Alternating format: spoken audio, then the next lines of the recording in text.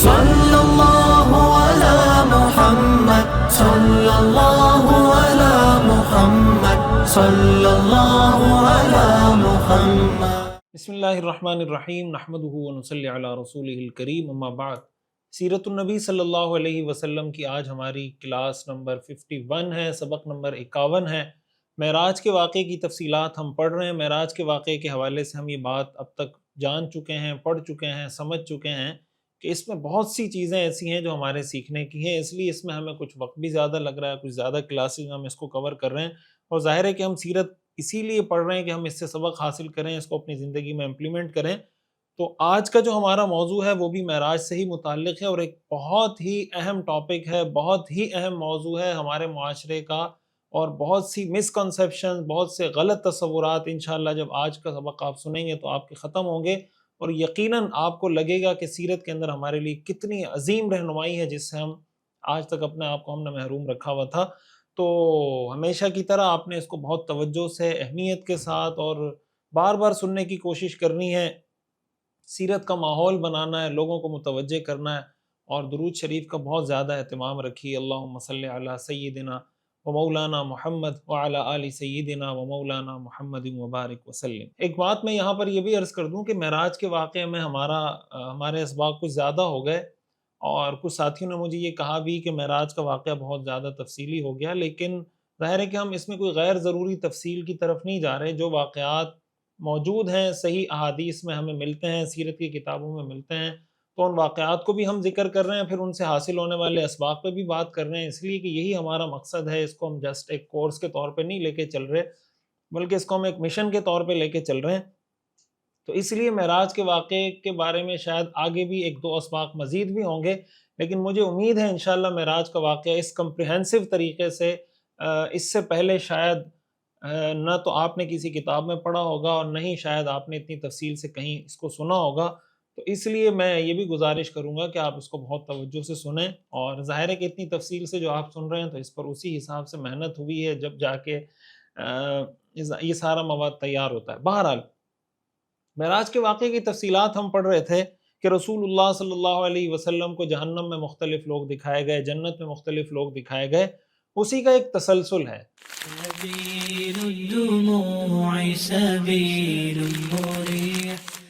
رسول اللہ صلی اللہ علیہ وسلم نے ارشاد فرمایا، اطلعت فی الجنہ، صحیح بخاری کی حدیث ہے، آپ نے فرمایا میں نے جنت میں دیکھا، فرأیت اکثر اہلھا الفقراء، وہاں پر میں نے اکثریت فقراء کی دیکھی، غریب لوگوں کی دیکھی، واطلعت فی النار، اور میں نے جہنم میں دیکھا، فرأیت اکثر اہلھا النساء، تو جہنم میں نے عورتوں کو کثرت سے دیکھا۔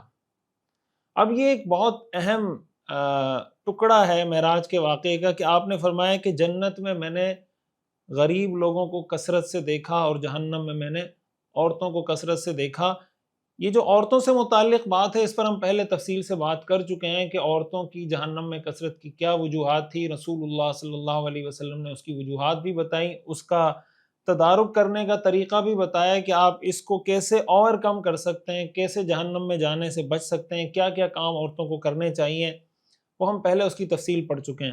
آج ہم اس پر بات کریں گے کہ حضور علیہ الصلوۃ والسلام کو جو یہ دکھایا گیا کہ جنت میں غریب لوگوں کی تعداد زیادہ تھی، اس میں ہمارے لیے میسج کیا ہے، سبق کیا ہے؟ کیا غریب ہونا شریعت میں کوئی فضیلت کی بات ہے؟ کیا غربت کے کوئی اسلام میں فضائل ہیں؟ اس کو ہم سمجھنے کی کوشش کریں گے۔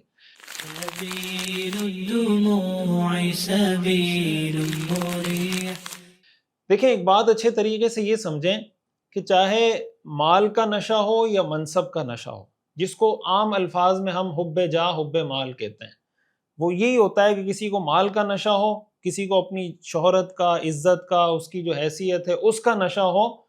یہ بہت خطرناک چیز ہے شریعت کی نظر میں۔ ظاہر ہے تکبر کی تو اسلام میں کوئی گنجائش نہیں ہے۔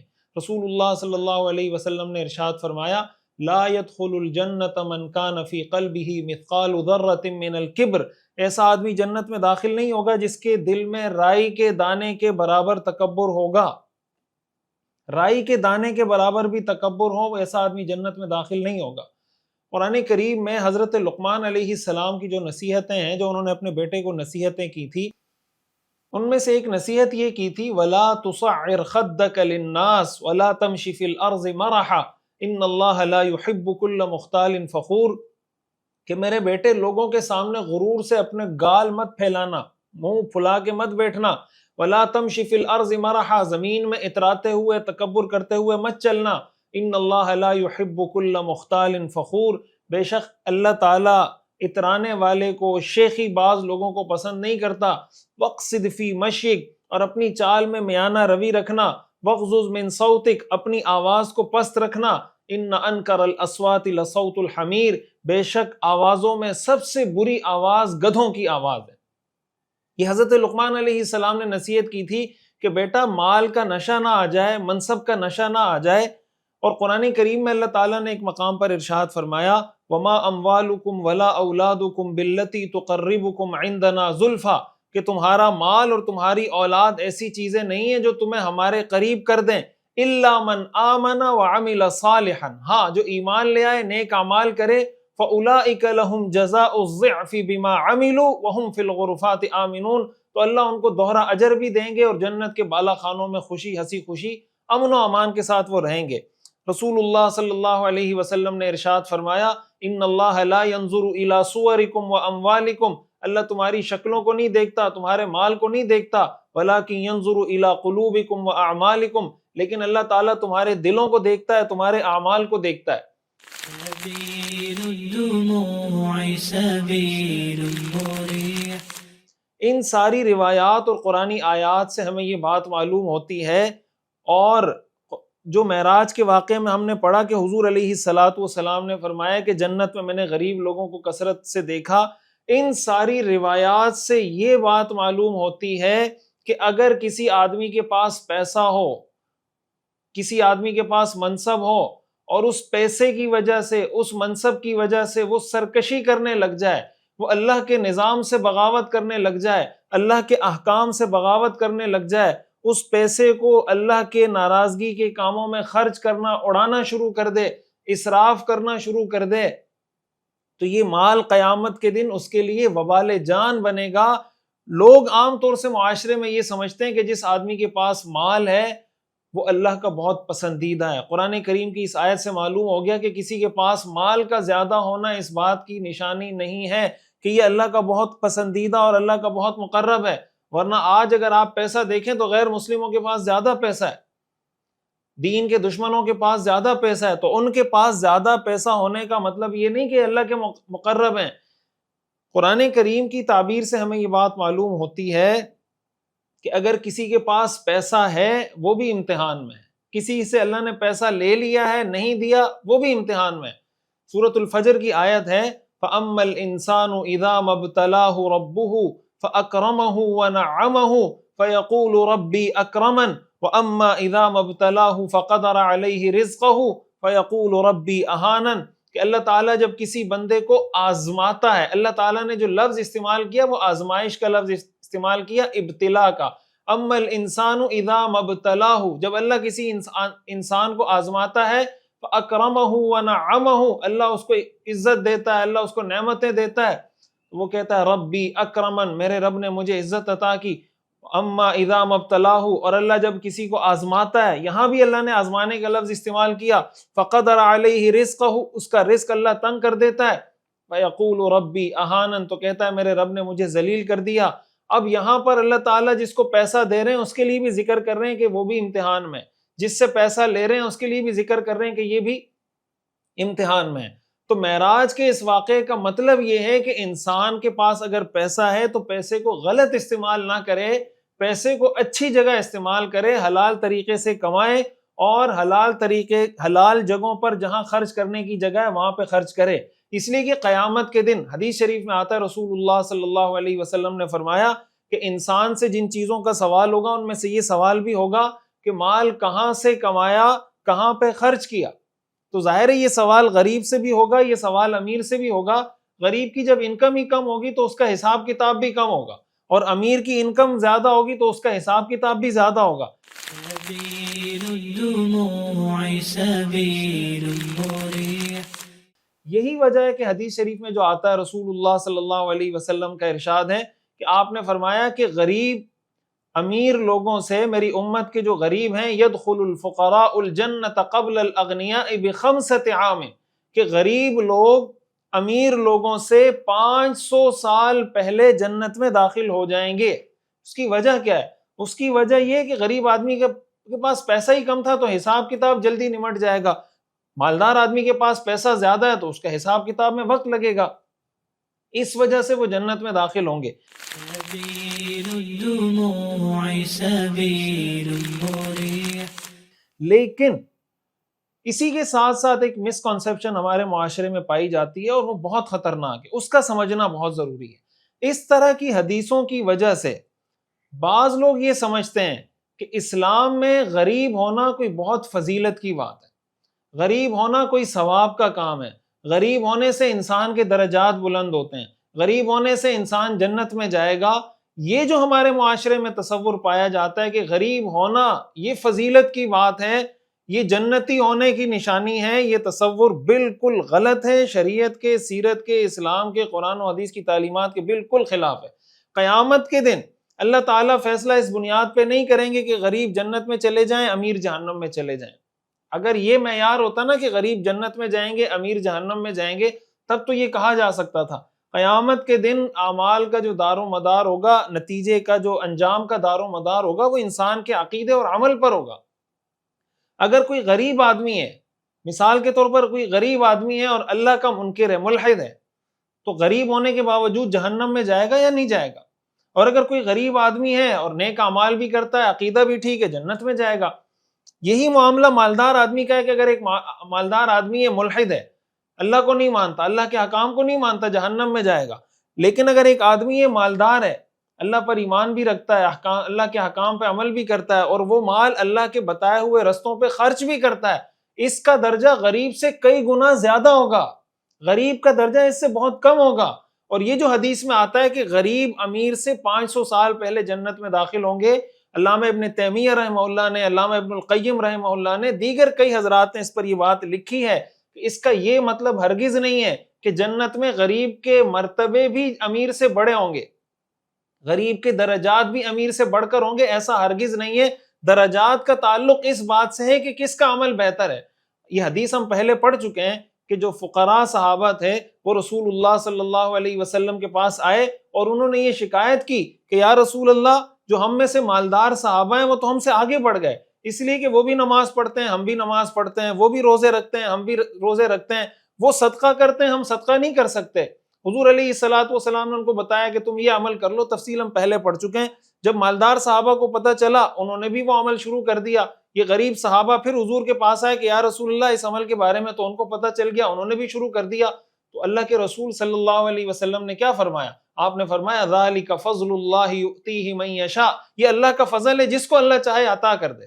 سبيل الدموع سبيل مريح۔ تو مرتبے جنت میں غربت اور امیری کی بنیاد پہ نہیں طے ہوں گے کہ غریب کا درجہ بلند ہوگا امیر کا، بلکہ بنیاد یہ ہوگی کہ اگر امیر نے پیسہ زیادہ خرچ کیا، اللہ کے راستے میں حلال طریقے سے کمایا، جائز جگہوں پر، اور جہاں خرچ کرنا تھا وہاں اس نے خرچ کیا، اس کا مرتبہ غریب آدمی سے بہت زیادہ ہوگا۔ اس لیے اس طرح کی حدیثوں سے یہ جو نتیجہ اخذ کیا جاتا ہے نا بعض اوقات، کہ اس کے نتیجے میں ہم غربت کے فضائل سنانا شروع کر دیتے ہیں، غریب ہونا اسلام میں کوئی بہت زیادہ اہمیت کی بات ہے، یہ بات ہرگز شریعت کا مزاج نہیں ہے۔ حدیث شریف میں آتا ہے، رسول اللہ صلی اللہ علیہ وسلم نے ارشاد فرمایا، 3 لوگ ایسے ہیں جن کے ساتھ اللہ قیامت کے دن بات نہیں کرے گا، اللہ ان کو پاک نہیں کرے گا، اللہ ان کو نظر رحمت سے دیکھے گا نہیں۔ 3 لوگ کون؟ آپ نے فرمایا شیخ زان، بڑھاپے میں زنا کرنے والا، وملک کذاب، جھوٹ بولنے والا بادشاہ، وعائل مستکبر، اور غریب آدمی جو تکبر کرتا ہو، یعنی جو غریب بھی ہے، تکبر بھی کر رہا ہے، ایسے آدمی کو اللہ قیامت کے دن رحمت کی نظر اٹھا کے نہیں دیکھے گا کہ بھئی تو غریب ہے، تکبر کس چیز کا کر رہا ہے تو؟ تکبر امیر کرے تب بھی بری چیز ہے، تکبر غریب کرے تب بھی بری چیز ہے، لیکن غریب آدمی کا تکبر بہت بڑا گناہ ہے۔ زنا نوجوان کرے وہ بھی گناہ ہے، زنا بوڑھا آدمی کرے وہ بھی گناہ ہے، لیکن بوڑھا آدمی اگر زنا کرتا ہے، بدکاری کرتا ہے، یہ بہت بڑا گناہ ہے۔ اب یہاں پر عذاب کا اسپیسیفک ذکر غریب آدمی کے لیے ہوا ہے، اس سے معلوم ہوتا ہے کہ تعلق اس چیز سے نہیں ہے کہ غریب ہے امیر ہے، تعلق اس چیز سے کہ عمل کیا کر رہا ہے۔ اس کو آپ ایک مثال سے سمجھیں۔ دیکھیے مثال کے طور پر اسلام میں صبر کرنے کی بہت فضیلت ہے، قرآن کریم کی بہت سی آیات ہیں، بہت سی احادیث ہیں کہ صبر کرنے کی کیا فضیلت ہے۔ لیکن اگر کوئی اس کا یہ مطلب لینا شروع کر دے کہ بھائی صبر کرنا اتنا اہم کام ہے لہٰذا میں اللہ سے مصیبتیں مانگوں گا، اس لیے کہ مصیبت آئے گی تو صبر کروں گا نا، مصیبت نہیں آئے گی تو صبر کہاں سے کرے گا، اور جب تک میں صبر نہیں کروں گا صبر کا ثواب مجھے نہیں ملے گا، اس لیے وہ اللہ سے ہر طرح کی مصیبتیں مانگنا شروع کر دے کہ میں اس پہ پھر صبر کروں گا، اور یہ کہے کہ صبر کرنے والوں کے تو جنت میں بہت درجات ہوں گے۔ تو کیا ایسے آدمی کا مصیبت مانگنا یا مصیبت کے فضائل بتانا کہ مصیبت تو اتنی اچھی چیز ہے کہ آدمی مصیبت میں ہو تو جنت میں جائے گا اس لیے کہ وہ صبر کرتا ہے، کیا یہ مطلب سینس کو، کامن سینس کو اپیل کرتی ہے یہ بات، یا شریعت کے مزاج کو اپیل کرتی ہے؟ دوسری مثال کے طور پر شہادت کے اسلام میں فضائل ہیں کہ بھئی شہید کا اتنا بڑا مقام ہے، اتنا بڑا مقام ہے، شہید کو زندہ کہو مردہ مت کہو وغیرہ وغیرہ، شہید کے سارے گناہ معاف ہو جاتے ہیں۔ لیکن کیا اسلام ہمیں اس بات کا درس دیتا ہے کہ بلا وجہ جا کے کود جاؤ شہید ہو جاؤ؟ ظاہر اس چیز کا درس نہیں دیتا۔ اسلام ہمیں کہتا ہے وَأَعِدُّوا لَهُم مَّا اسْتَطَعْتُم مِّن قُوَّةٍ، اپنی قوت تیار کر کے رکھو، اپنی جان کی حفاظت کرو، دشمن پہ روب ڈالو۔ ہاں جنگ میں کودنا پڑ جائے تو اس وجہ سے کہ میں مر جاؤں گا پیچھے نہیں ہٹو، آگے بڑھو، لیکن اس کا یہ مطلب نہیں کہ آدمی بلا وجہ جا کے خود کو پیش کر دے کہ میں شہید ہونا چاہتا ہوں۔ یہی معاملہ غربت کے بارے میں کہ حدیث میں جو آتا ہے کہ غریب لوگوں کو جنت میں دیکھا ہے، اس کا مطلب یہ نہیں کہ وہ اللہ سے غربت مانگنا شروع کر دے یا وہ غربت کے فضائل بیان کرنا شروع کر دے۔ مطلب یہ کہ اگر کوئی آدمی غریب ہے، سبيل الدموع سبيل مريح۔ پھر غریب آدمی کی غربت کی بھی دو وجوہات ہوتی ہیں۔ ایک غریب وہ ہوتا ہے جس کو اللہ نے غریب بنایا ہوتا ہے، یعنی وہ کوشش کر رہا ہے، اسٹرگل کر رہا ہے، کمانے کی کوشش کر رہا ہے، محنت کر رہا ہے، لیکن کوئی چیز اس کے ہاتھ لگ نہیں رہی، تو اللہ کی تقدیر پہ راضی رہے، صبر کرے، تو اللہ تعالیٰ اس کو جنتوں میں انشاءاللہ اس کا نعم البدل عطا فرمائیں گے۔ ایک غریب وہ آدمی ہوتا ہے جو اپنی سستی کی وجہ سے غریب ہوتا ہے، یعنی وہ محنت کر سکتا ہے، اس کے پاس صلاحیت ہے، وہ کوئی اسکل سیکھ سکتا ہے، وہ وقت دے سکتا ہے، اس کے پاس وقت ہے، لیکن اس کے باوجود سست پڑا ہوا ہے کہ نہیں یار میں نے پیسے نہیں کمانے۔ یہ جو غریب ہے، اس طریقے سے جو غریب بن کے رہتا ہے، شریعت کی نظر میں اس طرح سستی کی وجہ سے جو آدمی غریب ہوتا ہے، یہ کوئی پسندیدہ چیز نہیں ہے۔ رسول اللہ صلی اللہ علیہ وسلم نے جن چیزوں سے پناہ مانگی ہے ان میں سے ایک چیز سستی ہے، عاجزی ہے۔ اللہم انی اعوذ بک من الہم والحزن، حدیث میں جن چیزوں سے پناہ مانگی گئی ان میں ایک کسل ہے، عجز ہے۔ حدیث میں آتا ہے رسول اللہ صلی اللہ علیہ وسلم نے فرمایا کہ بھائی جو تمہارے بھلائی کی، تمہارے خیر کی چیز ہے، احرص علی ما ینفعک، جس چیز میں تمہارا نفع ہے اس کے حریص بنو، واستعن باللہ، اور اللہ سے مدد طلب کرو، ولا تعجز، اور اپنے آپ کو عاجز مت بناؤ کہ نہیں میں تو نہیں کر سکتا، میں تو پیسے نہیں کما سکتا۔ بھائی اگر تمہیں لگتا ہے کہ یہ اسکل سیکھنے سے مجھے کوئی فائدہ ہوگا، میری زندگی بہتر ہو جائے گی، میرے بچوں کا لائف سٹائل اچھا ہو جائے گا، میں اپنے بچوں کو اچھی تعلیم دلا پاؤں گا، میں کوئی اچھی زندگی گزار پاؤں گا، میں اللہ کے راستے میں خرچ کر پاؤں گا، رسول اللہ صلی اللہ علیہ وسلم نے فرمایا احرص علی ما ینفعک، جو چیز تمہارے لیے نفع بخش ہو اس کے حریص بنو، اس کو حاصل کرنے کی کوشش کرو، پہلے سبب اختیار کرو، واستعن باللہ، پھر اللہ سے مدد طلب کرو، ولا تعجز، اور اپنے آپ کو عاجز مت شو کرو کہ نہیں یہ کام میں نہیں کر سکتا۔ ہاں اپنی ساری محنت کرنے کے بعد اگر نتیجہ حاصل نہیں ہوتا، رزلٹ نہیں ملتا، تو پھر شکوے شکایت مت کرو، بس یہ کہو قدر اللہ وما شاء فعل، یہ اللہ کی تقدیر تھی جو اللہ نے چاہا کر دیا۔ یہ مطلب ہے اس طرح کی احادیث کا۔ سبيل الدموع سبيل مريح۔ ایک حدیث پیش کی جاتی ہے کہ رسول اللہ صلی اللہ علیہ وسلم کا ارشاد الفقر فخری وبہ افتخر، کہ فقر، غربت میرا فخر ہے اور میں اس پہ فخر کرتا ہوں۔ یہ بات اچھے طریقے سے یاد رکھیں کہ یہ حدیث من گھڑت ہے، موضوع ہے، رسول اللہ صلی اللہ علیہ وسلم کی طرف اس حدیث کی نسبت کرنا بالکل بھی ٹھیک نہیں ہے، بلکہ رسول اللہ صلی اللہ علیہ وسلم کی سیرت، سنت، آپ کی حیات طیبہ سے یہ بات ہمیں بہت وضاحت کے ساتھ سیکھنے سمجھنے کو ملتی ہے کہ حضور علیہ الصلاۃ والسلام فقر سے، غربت سے پناہ مانگا کرتے تھے۔ حضرت ابو سعید خدری رضی اللہ تعالیٰ عنہ کی روایت ہے کہ حضور علیہ الصلاۃ والسلام یہ دعا کرتے تھے اللہم انی اعوذ بک من الکفر والفقر، اے اللہ میں کفر سے اور غربت اور فقر سے یا اللہ آپ کی پناہ مانگتا ہوں. دو چیزوں کو جمع کیا، کفر کو اور فقر کو.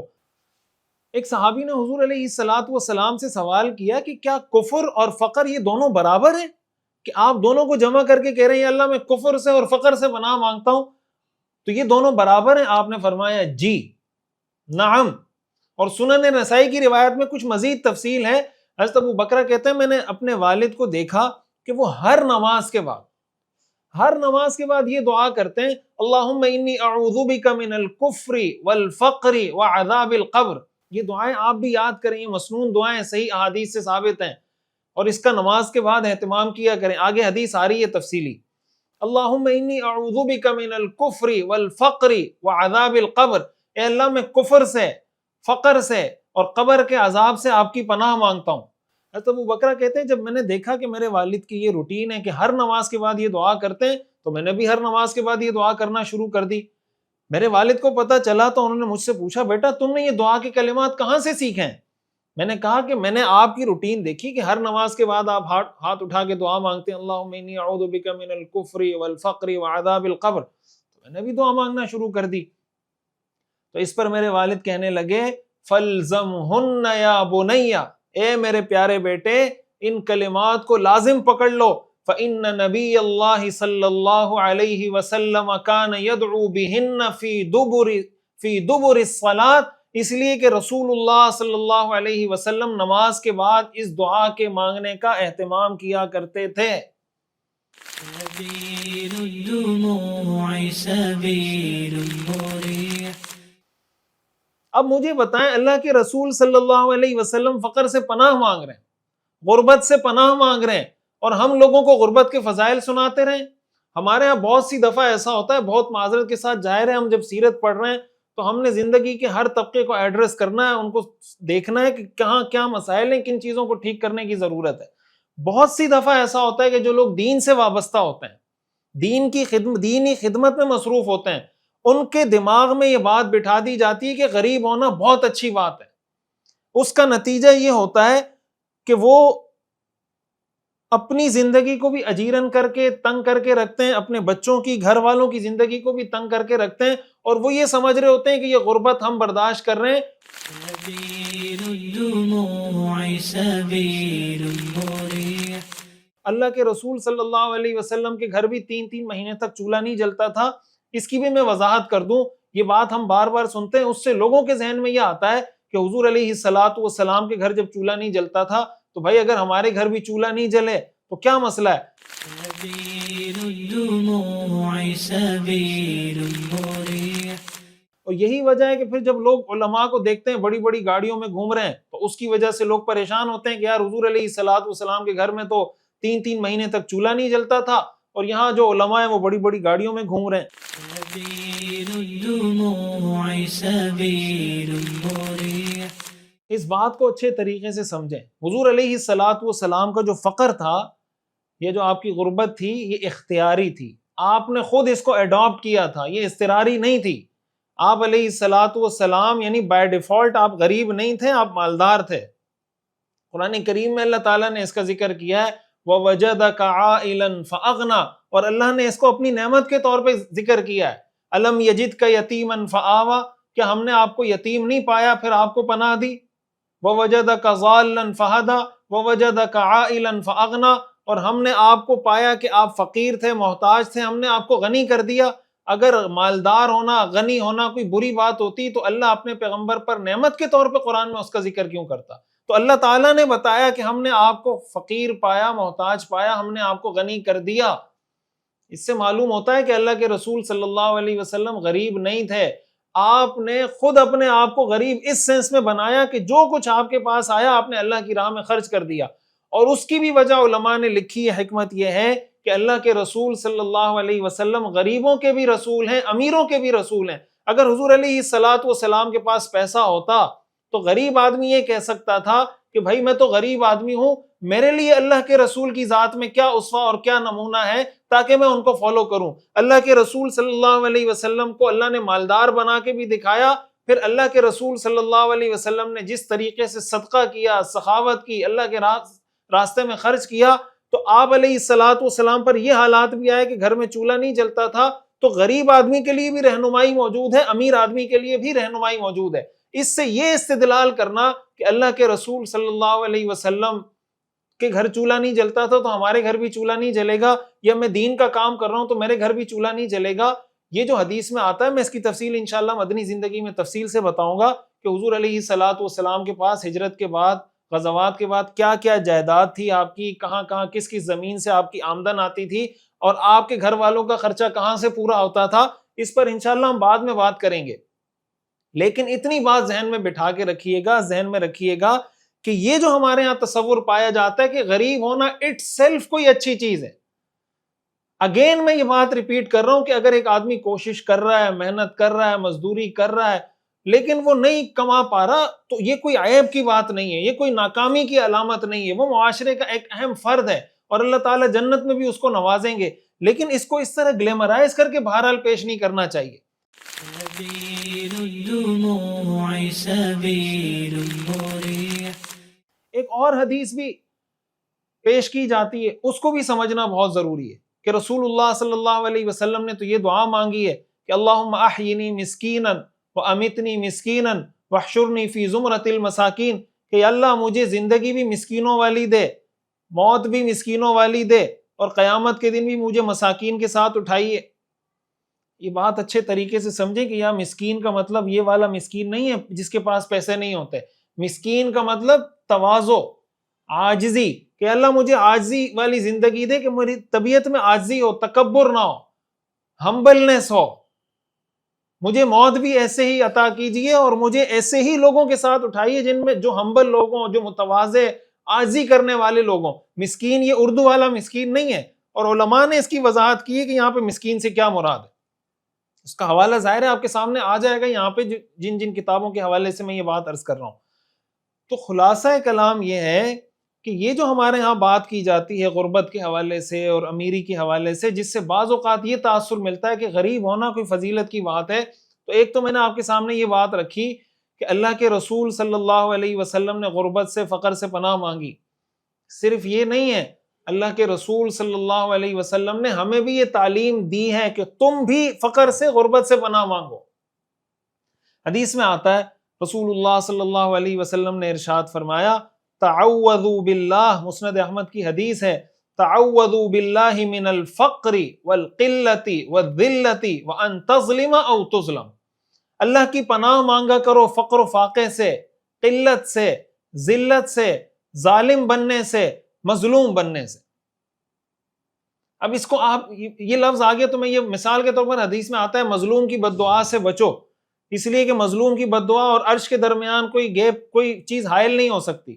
اب اگر اس حدیث سے کوئی یہ مطلب نکال لے کہ یار لوگوں کو کہے مجھ پہ ظلم کرو، مارو مجھے، مارو، تو اب اس کا مطلب اس لیے کہ مظلوم کے تو بڑے فضائل ہیں، اس کی دعائیں قبول ہوتی ہیں، لہٰذا تم سارے مجھے مارو۔ تو حدیث میں آ رہا ہے مظلوم بننے سے اللہ کی پناہ مانگو، ظالم بننے سے بھی اللہ کی پناہ مانگو۔ اور صحیح مسلم کی جو روایت ہے، صحیح مسلم کی روایت جب آپ کے سامنے آئے گی، اس سے آپ کو پتہ چلے گا کہ حضور علیہ الصلوۃ والسلام فقر سے اور غربت سے کتنے اہتمام سے پناہ مانگا کرتے تھے، اللہ کے کتنے ناموں کا واسطہ دے کر پناہ مانگا کرتے تھے۔ آپ ذرا اس دعا کے الفاظ پہ غور کیجئے گا۔ حضور علیہ الصلوۃ والسلام کے بارے میں ہم نے پڑھا کہ نماز کے بعد آپ فقر سے پناہ مانگتے تھے، ہمیں باقاعدہ تعلیم دی اپنی امت کو کہ فقر سے پناہ مانگو۔ رات کو سوتے وقت جب آپ بستر پہ آرام کے لیے تشریف لے جاتے، اس وقت بھی آپ یہ دعا کیا کرتے تھے، اللہم رب السماوات ورب الارض، اے آسمانوں کے رب، اے زمینوں کے رب، ورب العرش العظیم، اے عرش عظیم کے رب، ربنا ورب کل شیء، ہمارے رب اور اے ہر چیز کے رب، فالق الحب والنوى، دانے اور گھٹلیوں کو چیرنے والے، ومنزل التوراۃ والانجیل والفرقان، تورات، انجیل اور قرآن کو نازل کرنے والے میرے اللہ، اعوذ بک من کل شر، من شر کل شیء انت آخذ بناصیتہ، اے اللہ میں آپ سے ہر اس چیز کے شر سے پناہ مانگتا ہوں جو آپ کے قبضہ قدرت میں ہے۔ اللہم انت الاول فلیس قبلک شیء، اے اللہ آپ ہی سب سے پہلے ہیں، آپ سے پہلے کچھ نہیں، وانت الآخر فلیس بعدک شیء، اے اللہ آپ ہی آخر ہیں، آپ کے بعد کچھ نہیں۔ وَأَنْتَ الظَّاهِرُ فَلَيْسَ فَوْقَكَ شَيْءٌ، یا اللہ آپ ہی ظاہر ہیں، آپ ہی ظاہر ہیں، آپ سے اوپر کوئی چیز نہیں۔ وَأَنْتَ الْبَاطِنُ فَلَيْسَ دُونَكَ شَيْءٌ، اے اللہ آپ ہی باطن ہیں، آپ سے پیچھے کوئی شے نہیں۔ اقضِ عَنَّا الدَّيْنَ وَأَغْنِنَا مِنَ الْفَقْرِ، اتنے سارے اللہ کے ناموں کا واسطہ دے کر دعا کیا کی جا رہی ہے؟ اقضِ عَنَّا الدَّيْنَ، اے اللہ ہمارا قرض ادا کر دیجئے، وَأَغْنِنَا مِنَ الْفَقْرِ، اور ہمیں غربت اور فقر سے غنا عطا کر دیجئے۔ یہ صحیح حدیث ہے۔ تو حضور علیہ الصلاۃ والسلام اللہ کو اللہ کے اتنے ناموں کا واسطہ دے کر اور یہ دعا یاد کیجئے، بچوں کو یاد کروائیے، جن لوگوں پہ قرضہ ہے، جن کے مسئلے مسائل معاشی، یہ مسنون دعائیں، اس کا رات کو سوتے وقت اہتمام کیا کریں۔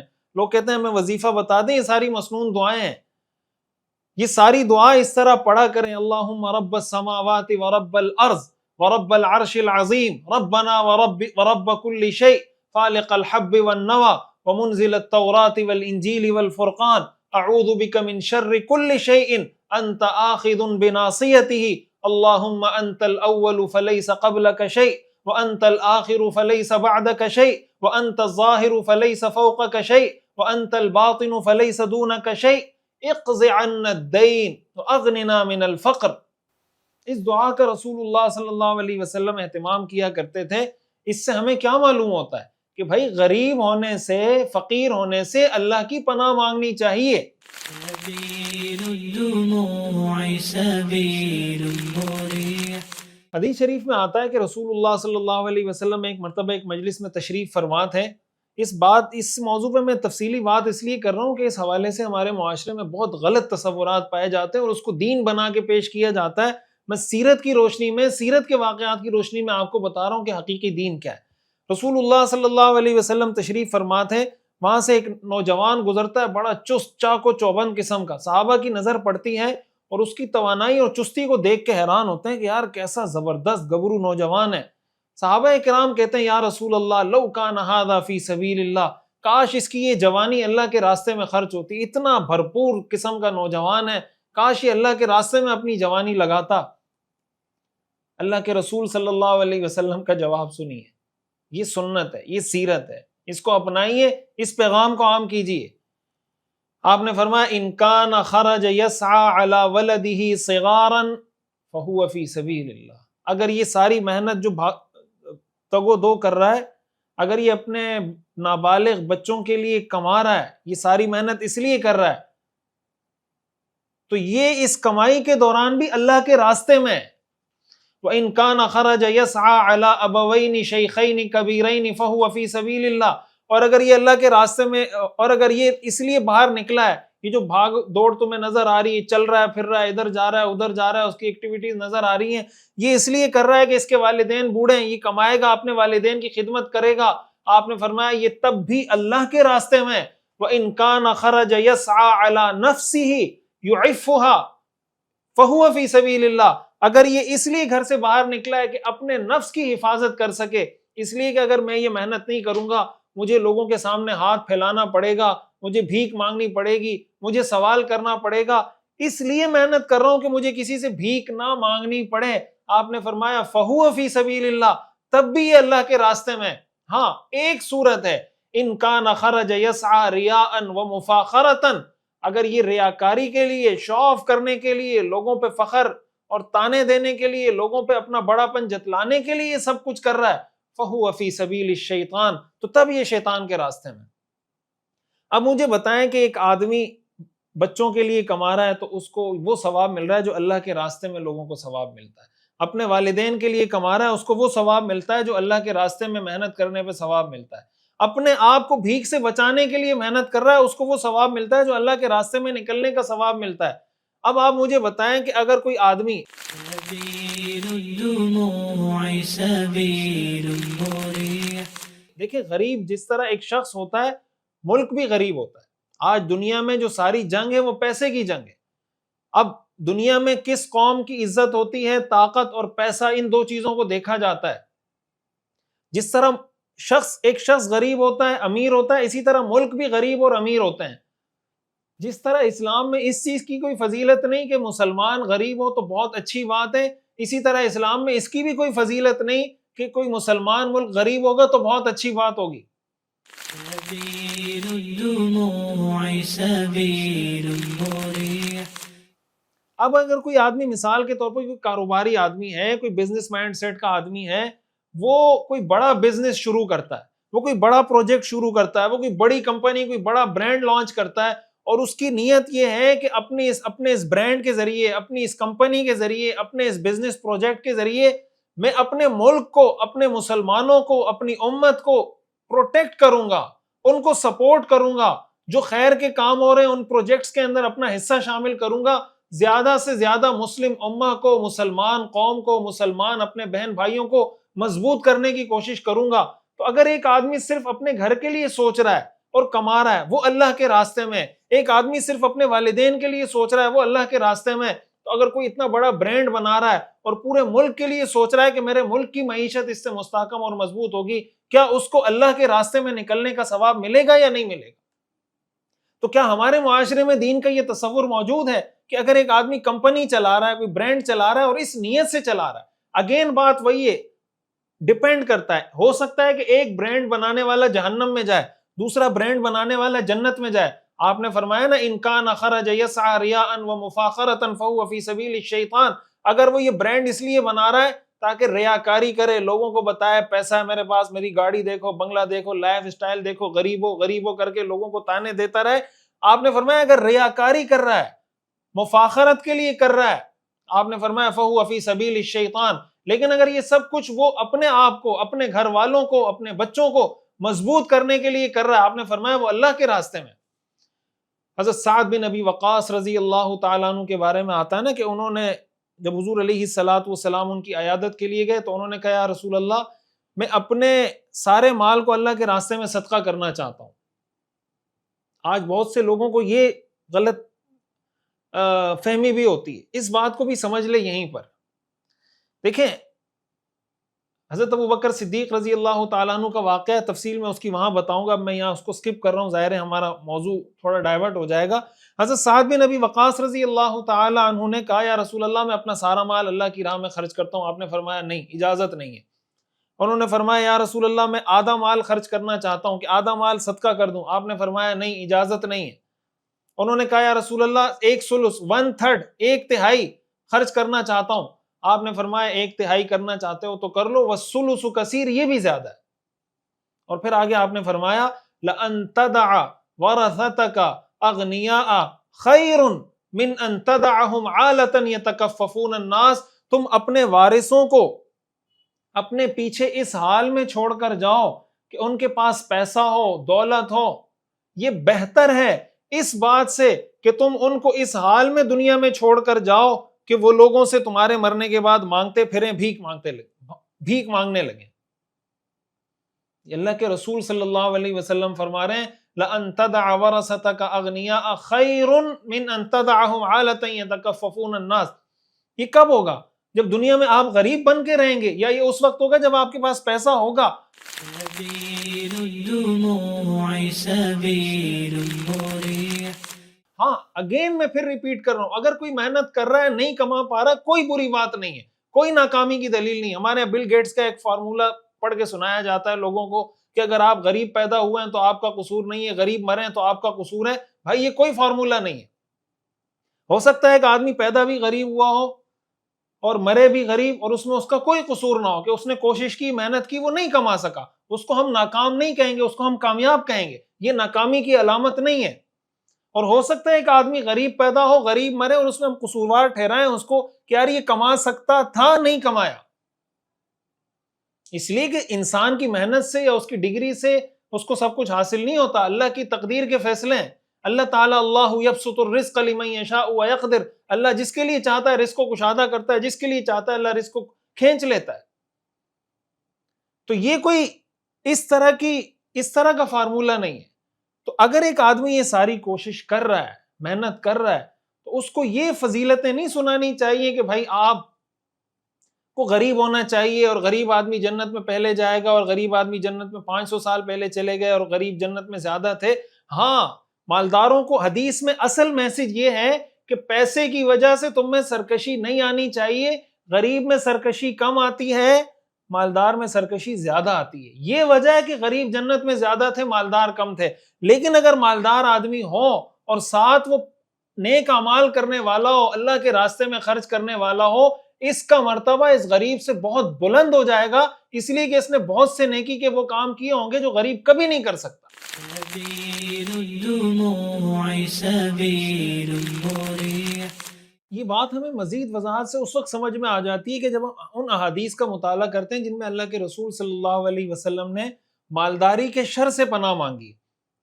مالداری کا شر کیا ہے؟ مالداری کا شر یہ ہے کہ اس کی وجہ سے انسان میں تکبر آ جائے، جو بات میں نے سبق کے شروع میں عرض کی کہ حضرت لقمان علیہ السلام نے اپنے بیٹے کو نصیحت کی تھی کہ بیٹا تکبر مت کرنا، اترانا مت، اور اپنے گالوں کو لوگوں کے سامنے مت پھلانا. یہ نشہ اگر آ جائے یہ مالداری کا شر ہے. اس شر سے اللہ کے رسول صلی اللہ علیہ وسلم نے پناہ مانگی ہے. رسول اللہ صلی اللہ علیہ وسلم جن چیزوں سے پناہ مانگا کرتے تھے، یہ دعا بھی یاد کر لیں، بہت اہم دعا ہے، بہت زیادہ اہم.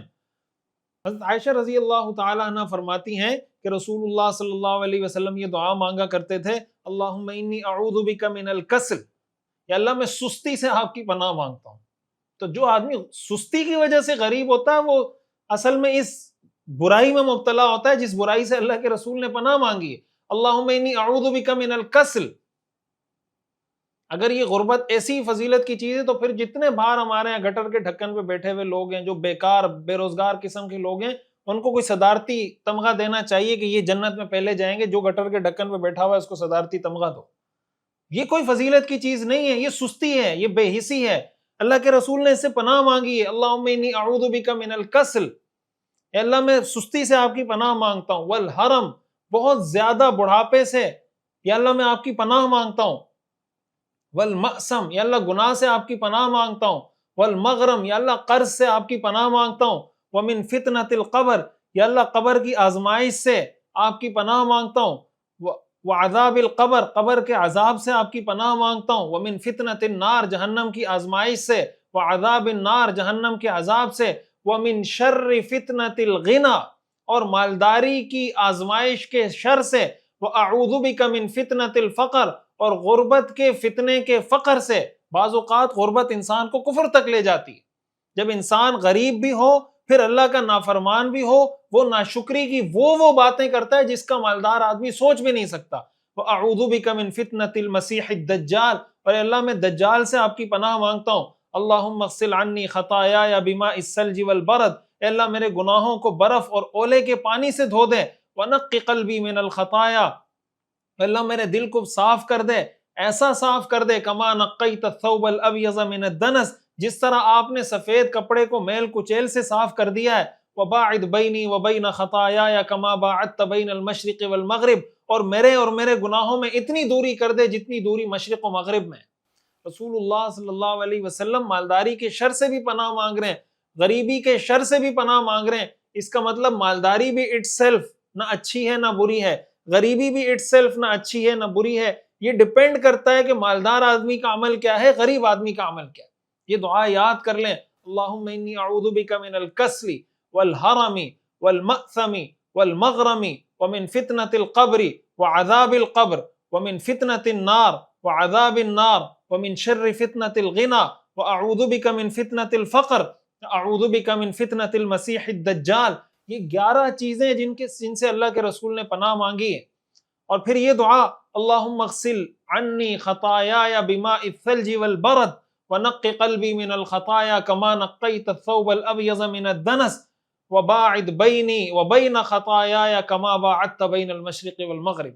اللہم آمین. اللہ کے رسول صلی اللہ علیہ وسلم کی دعائیں ہیں، اللہ یہ ساری دعائیں ہمارے حق میں بھی قبول فرمائے. سبيل الدموع سبيل مريح. یہاں پہ میں یہ بات بھی عرض کروں کہ اصل میں یہ مسئلہ پیدا کہاں سے ہوا. دیکھیں، ایک ہے، اس کو اگر میں آسان الفاظ میں سمرائز کروں، ایک ہے مال، ایک ہے حب مال، ایک ہے جاہ، ایک ہے حب جاہ. یہ دو الگ الگ چیزیں ہیں. شریعت کی نظر میں جو بری چیز ہے وہ مال اور جاہ بری چیز نہیں ہے، حب مال اور حب جاہ بری چیز ہے. جاہ کا مطلب آپ سمجھیں دنیا میں جو انسان کو عزت ملتی ہے، منصب ملتا ہے، شہرت ملتی ہے، جو بھی انسان کو ایک حیثیت ملتی ہے اس کو جاہ کہا جاتا ہے. اور مال پیسے کو کہا جاتا ہے. مال اور پیسہ اٹ سیلف کوئی بری چیز نہیں ہے. حضور علیہ الصلوۃ والسلام جب کسی شہر میں جاتے تھے، جو شہر میں داخل ہونے کی دعا ہے وہ کیا ہے؟ آپ جب کسی نئے شہر میں جائیں تو آپ علیہ الصلوۃ والسلام کیا دعا مانگا کرتے تھے؟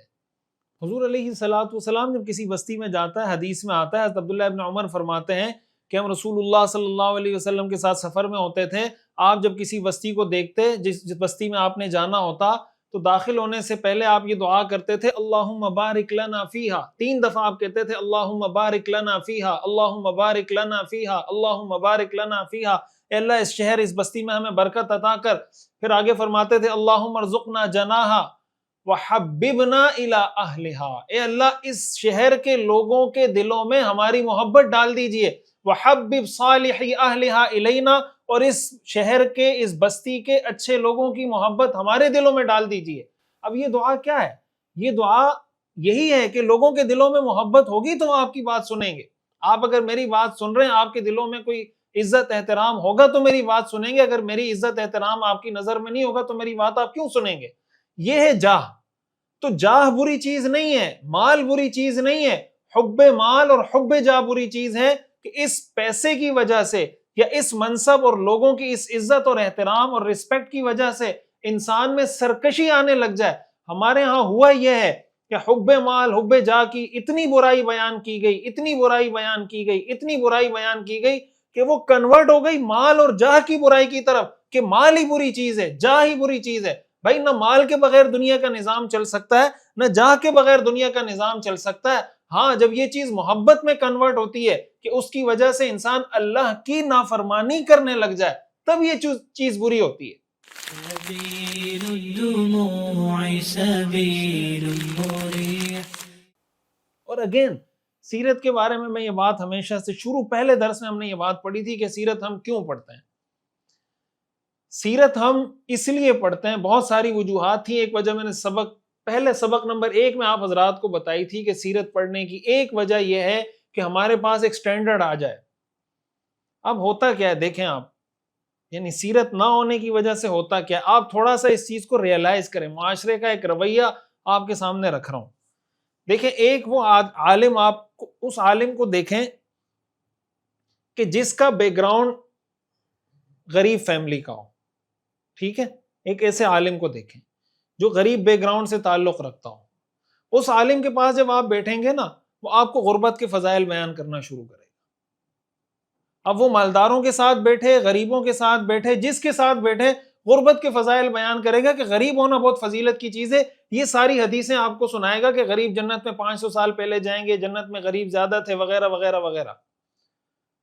اور جس آدمی کا بیک گراؤنڈ، کوئی مثال کے طور پر مفتی ہے، عالم دین ہے، لیکن اس کا بیک گراؤنڈ ایسا ہے کہ جو مالی اعتبار سے، معاشی اعتبار سے سٹرونگ ہے، وہ آپ کو ساری زندگی تجارت کے فضائل سناتا رہے گا کہ تجارت کرو، یہ کرو، وہ کرو، یہ نہیں کرو گے تو یہ ہو جاؤ گے، وہ ہو جاؤ گے. اور وہ غربت کی اتنی برائی بیان کرنا شروع کرے گا جتنی غربت کی برائی اسلام میں کم از کم نہیں ہے. اب یہ کیا ہو رہا ہے؟ غریب آدمی غربت کے فضائل بیان کر رہا ہے، امیر آدمی امیر ہونے کے فضائل بیان کر رہا ہے، یہ بھی دین کا ٹائٹل لگا رہا ہے، یہ بھی دین کا ٹائٹل لگا رہا ہے. ایک ایسے مفتی کو آپ لیں جو کسی ایجوکیٹڈ فیملی سے تعلق رکھتا ہو، وہ آپ کو ایجوکیشن کی فضیلتیں سنائے گا. ایک ایسے مفتی کو لیں جو ان ایجوکیٹڈ فیملی سے تعلق رکھتا ہو، وہ آپ کو کہے گا دیکھیں میرے پاس کوئی ڈگری نہیں ہے دنیا کی، پھر بھی میں اتنا کام کر رہا ہوں، ڈگریوں سے کچھ نہیں ہوتا. یہ بالکل ایسا ہی ہے جیسے ہمارے یہاں بہت سے موٹیویشنل اسپیکر لوگوں کو بتا رہے ہوتے ہیں کہ بھائی ڈگری سے کچھ نہیں ہوتا، دیکھیں میں نے بغیر ڈگری کے یہ سب کچھ کر لیا. بھائی آپ نے کر لیا، ضروری نہیں کہ ہر بغیر ڈگری والا آدمی یہ کام کر سکے. اب یہ جو ہو رہا ہے کہ غریب آدمی غربت کے فضائل سنا کر اسلام سے ثابت کرنے کی کوشش کر رہا ہے، امیر آدمی امیری کے فضائل، مالداری کے فضائل سنا کر اسلام سے ثابت کرنے کی کوشش کر رہا ہے، ایجوکیٹڈ آدمی ایجوکیشن کی اس طرح کی فضیلت سنا رہا ہے کہ ان ایجوکیٹڈ آدمی تو شاید جہنم میں جائے گا، اور ان ایجوکیٹڈ ایجوکیشن کے اتنے نقصانات بتا رہے کہ شاید یہ ایجوکیٹڈ لوگ جہنم میں جائیں گے. سبيل الدموع سبيل مريح. جب آپ سیرت کو پڑھیں گے تو سیرت پڑھنے سے آپ کو پتہ لگے گا کہ غریب آدمی بھی جنت میں جا سکتا ہے، امیر آدمی بھی جنت میں جا سکتا ہے، ایجوکیٹڈ آدمی بھی جا سکتا ہے، ان ایجوکیٹڈ آدمی بھی جا سکتا ہے. کہاں کس چیز کی ضرورت ہے، کیا کام ہونا چاہیے، کیا کام نہیں ہونا چاہیے. جب ہم سیرت کو سامنے رکھیں گے، بہترین قسم کا سٹینڈرڈ ہمارے سامنے آ جائے گا. پھر اس طرح کے الٹے سیدھے فضائل ہم لوگوں کو نہیں سنائیں گے. یہ الٹے سیدھے فضائل سنانے کی وجہ سے معاشرے میں عدم توازن آتا ہے. بہت سے لوگ علماء کی زبان سے، دیندار لوگوں کی زبان سے اس طرح کی باتیں سن کر وہ یہ سمجھتے ہیں کہ بھئی ٹھیک ہے ہم نے غریب رہنا ہے، یہ کرنا ہے یا وہ کرنا ہے. یا بعض لوگ یہ سمجھتے ہیں کہ غریب مر گیا تو شاید میں جہنم میں چلا جاؤں گا. یہ جو تصورات ہمارے ہاں پیدا کیے جا رہے ہوتے ہیں، بنیادی طور پر ان سب کے پیچھے یہ بات ہوتی ہے کہ ہم سیرت کو، قرآن حدیث کو اس کے پورے پرسپیکٹو میں اور پورے پیراڈائم کے اندر سمجھنے کی کوشش نہیں کر رہے ہوتے. تو آج کا جو سبق تھا، میں اگر اس کا خلاصہ بتاؤں کہ رسول اللہ صلی اللہ علیہ وسلم نے فرمایا کہ میں نے جنت میں دیکھا تو اس میں بڑی تعداد غریب لوگوں کی تھی. اس کی وجہ یہ ہے کہ غریب لوگوں کا ایک تو حساب کتاب ہلکا ہوگا، دوسری وجہ یہ ہے کہ مالداری انسان میں سرکشی زیادہ پیدا کرتی ہے، غربت سرکشی کم پیدا کرتی ہے. لیکن اس کا یہ مطلب نہیں کہ مالدار آدمی اس وجہ سے جہنم میں جائے گا کہ وہ مالدار ہے، یا غریب آدمی اس وجہ سے جنت میں جائے گا کہ وہ غریب ہے. یہ بات یہ وہ جو ایک شعر ہے نا کہ عمل سے زندگی بنتی ہے جنت بھی جہنم بھی، یہ خاکی اپنی فطرت میں نہ نوری ہے نہ ناری ہے. تو ہمارے ہاں ہمیں کوشش یہ کرنی چاہیے، یعنی شریعت میں پسندیدہ بات یہ ہے کہ انسان ہمت کرنے والا ہو، کمانے والا ہو. جو کمانے والا ہوتا ہے وہ اللہ کا محبوب ہوتا ہے، اللہ اس سے محبت کرتے ہیں. حدیث میں آتا ہے رسول اللہ صلی اللہ علیہ وسلم نے فرمایا کسی آدمی نے اس سے بہتر لقمہ نہیں کھایا جو لقمہ وہ اپنی محنت کی کمائی سے کھا رہا ہو. اس سے بہترین لقمہ کسی نے نہیں کھایا. اور پھر آپ نے فرمایا اللہ کے نبی حضرت داؤد علیہ السلام اپنے ہاتھ کی کمائی سے کھاتے تھے. قرآن میں اللہ نے اس کا ذکر کیا ہے. تو ہمیں انفرادی سطح پر بھی یہ کوشش کرنی چاہیے کہ اپنے آپ کو معاشی طور پہ مستحکم کریں. ملکی سطح پر بھی اور امت کی سطح پر بھی ہمیں یہ کوشش کرنی چاہیے کہ اپنے آپ کو معاشی طور پہ مستحکم کریں، اور اس کو ہم دنیا داری نہ سمجھیں. اللہ کے رسول صلی اللہ علیہ وسلم نے فرمایا فَهُوَ فِي سَبِيلِ اللَّهِ، وہ اللہ کے راستے میں ہے، لہٰذا اس کو دنیا داری نہ سمجھیں، یہ بھی دین ہے. اللہ تعالی ہمیں سمجھنے کی اور عمل کرنے کی توفیق عطا فرمائے. سبق سے متعلق کچھ سوالات ہیں جو میں آپ حضرات کے سامنے رکھوں گا. آپ حضرات نے سبق سنا ہے تو ان سبق کی روشنی میں آپ نے ان سوالوں کے جوابات دینے ہیں. پہلا سوال ہے حضور علیہ الصلاۃ والسلام نے معراج کی رات جنت میں کن لوگوں کو زیادہ دیکھا؟ غریبوں کو، امیروں کو، دونوں کو؟ کیا جنت میں غریبوں کے درجات مالداروں سے بڑے ہوئے ہوں گے؟ جی ہاں، جی نہیں. اس کا تعلق غربت اور مالداری سے نہیں، عمل سے ہے. کیا جنت کے فیصلے غربت اور مالداری کی بنیاد پر ہوں گے؟ جی ہاں، جی نہیں. اپنی سستی کی وجہ سے غریب رہنا اچھی بات ہے یا بری؟ اچھی بات ہے، بری بات ہے. کیا مالدار ہونا اللہ کے پسندیدہ بندہ ہونے کی نشانی ہے؟ جی ہاں، جی نہیں. کیا غریب ہونا اللہ کا پسندیدہ بندہ ہونے کی نشانی ہے؟ جی ہاں، جی نہیں. کیا اسلام میں غریب ہونا کوئی فضیلت کی بات ہے؟ جی ہاں، جی نہیں. کیا یہ بات درست ہے کہ رسول اللہ صلی اللہ علیہ وسلم ہر نماز کے بعد فقر سے پناہ مانگا کرتے تھے؟ جی درست ہے، نہیں درست نہیں ہے. مال اور جاہ بری چیز ہے یا حب مال اور حب جاہ بری چیز ہے؟ مال اور جاہ، حب مال اور حب جاہ، دونوں. کیا اچھا لباس پہننا یا بڑی گاڑی میں گھومنا تکبر کی نشانی ہے؟ جی ہاں، جی نہیں. وآخر دعوانا ان الحمد للہ رب العالمین.